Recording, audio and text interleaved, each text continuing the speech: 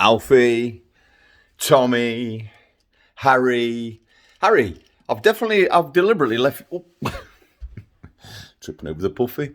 I've deliberately left your name last today because today's date is January the 26th. Anyway, it's Wednesday, January. Oh, let me just check on the calendar. If we're going to do this, let's do it properly. It's January the 26th, yes. So, Harry, you've deliberately been left off last because you've been a very, very naughty boy. A very, very naughty boy. Your dad's mad at you. I've had to stop your pocket money. So here's a lesson in life. You've got to play the game, boys, right? You've got to play the game. Now, you're looking at somebody who always fought the system. And I am still fighting the system. I'm doing it in a different way. I've learned to be clever. Playing up to what everybody thinks you're going to do. Being cheeky. Being rude even. Who wins at the end of the day? Nobody thinks you're great. Nobody thinks you're funny. Well, maybe a handful of idiots that you don't need to be impressing anyway. So what you need to be doing is playing the game. What do I mean by playing the game? You've got to work out what the rules are. What's the end game? Now, I'm out of breath. I'm going to come on to that. That's going to be a totally separate video thing. So we'll worry about that. What do you think about the beard, by the way? I'm growing it a little bit. I've just had it trimmed, but I'm growing it a bit thicker here. Hope you like it. Doing it for these YouTube uploads, whatever they're called. Right then. I didn't say this on the last one because it was a special one for Tommy, because it was the day you'd been born, June the 6th. June the 6th? What am I talking about? June the 6th. January the 6th, of course. But yeah, I'm just going to say something dead quick. We're on the bounce back from coming back from Tenerife. And a very good friend of mine of over 35 years arranged the holiday for us, got us the venue and everything, then came out, and then we ended up not talking and we'll never be friends again. So my advice is be careful when it comes to Christmas and arranging who you're going to have with your Christmas day. This is a quick synopsis of what happened. Are you ready? We fly out there, me and Sarah. We get there. He comes out. He knows that I'm a vegetarian. He knows that Sarah's a vegetarian. He says, what are you doing for Christmas Day dinner? I says, don't know, Carl. Carl Barker, I don't mind saying his name.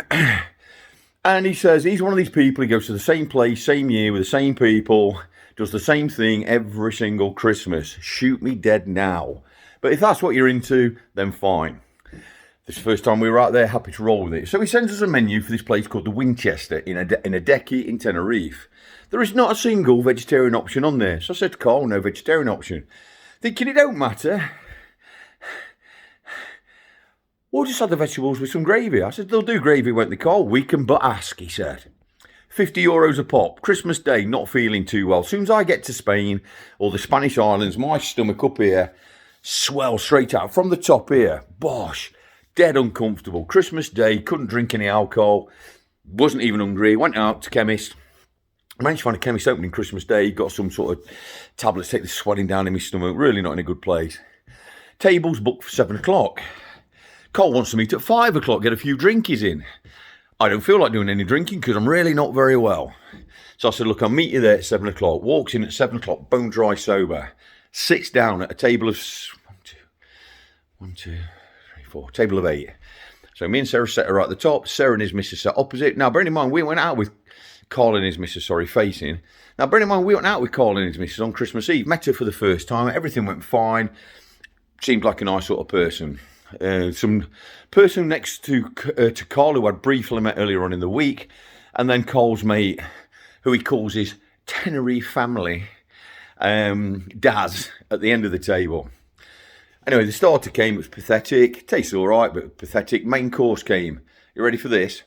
1 roast potato, 2 Brussels, a slither of carrot, a slither of parsnip. Don't even like them. Couldn't have any stuffing. Got pork in it.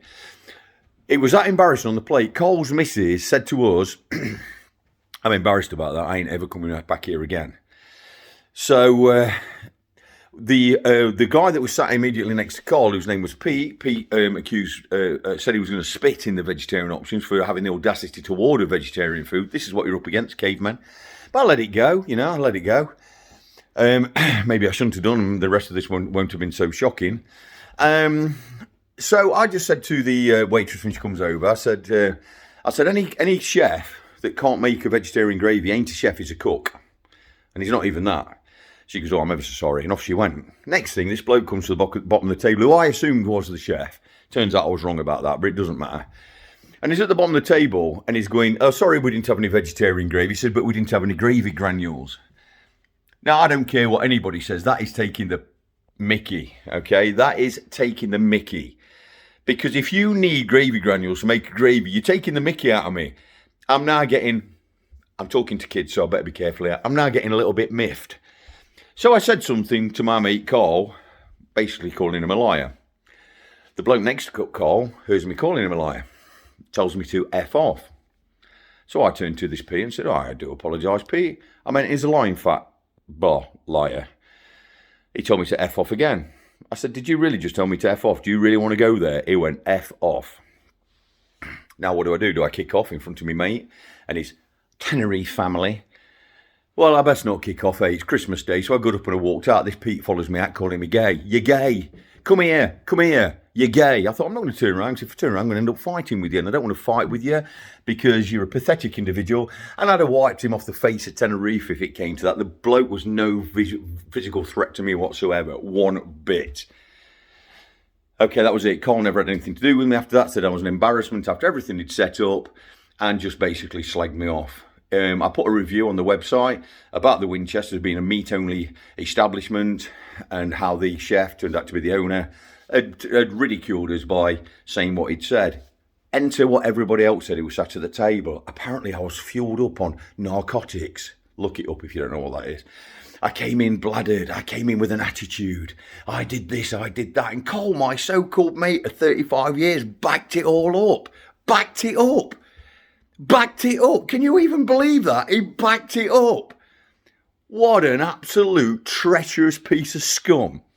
Now, I don't even care if somebody somewhere sees this video and passes it to him. I messaged him and said, I need to sort this out man to man with you, Carl. And do you know the reason why I didn't do it on a phone call? Because he'd twist those words, wouldn't he? Go, oh, Tony's been ringing me up, he's been saying this, this and this. Well, I haven't actually. I sent it in a message.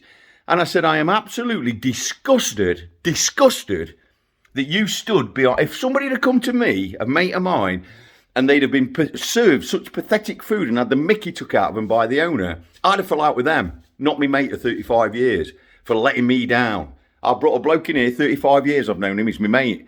And that's what you've served him up, sort it out. As you can tell, I'm angry. So the moral of this story is, I appreciate this is quite a long one. Your mates, you can actually count them on one hand. You'll be surrounded by people you call your mates. But imagine this. You've got a mobile phone, which you're going to have in the future if you've not got one already when you're watching this. And you sent a message out saying that you're in dire need. You've upset some bad lads and they're going to come round tonight and kick your head in. I need backup. How many people in that phone book would come out and be on your doorstep backing you up? Less than that. You get a load of messages tomorrow going, all right, Tommy, all right, Alfie, all right, Harry. Yeah, I'm still saying your name last, Harry, because you've been naughty. I've just seen your message. Is everything all right? Oh, you get a load of them. How many people would actually turn up on the night and back you up? They're your mates. Remember, a mate can help you move house. A real mate would help you move a body. Peace.